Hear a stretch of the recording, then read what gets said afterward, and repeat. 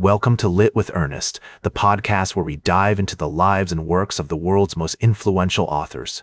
I'm your host, Ernest, and today we're going to explore the fascinating life and legacy of Charles Dickens, one of the most beloved and enduring writers in literary history. Born on February 7, 1812, in Portsmouth, England, Charles Dickens was the second of 8 children to John and Elizabeth Dickens. His early life was marked by financial struggles, with his father's job as a clerk in the Navy pay office often leaving the family on the brink of poverty. Despite these challenges, Dickens's parents encouraged his love of reading and writing, and he spent hours devouring books from the local library. Dickens's education began at the age of 7, when he started attending a local school in Chatham.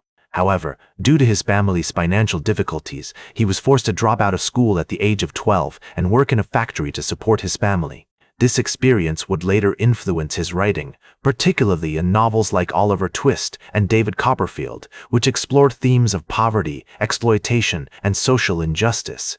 In 1827, Dickens landed a job as a junior clerk in a solicitor's office, where he worked for several years before becoming a freelance journalist.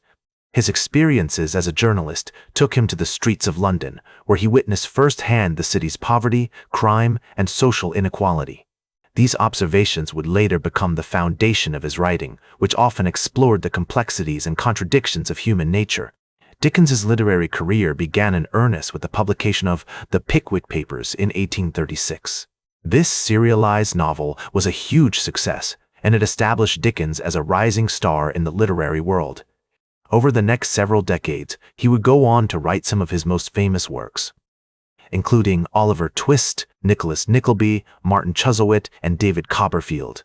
These novels not only cemented Dickens's reputation as a master storyteller, but also provided a scathing critique of Victorian society, with its rigid social hierarchies, poverty, and inequality. One of the most interesting aspects of Dickens's life was his relationship with his wife, Catherine Hogarth.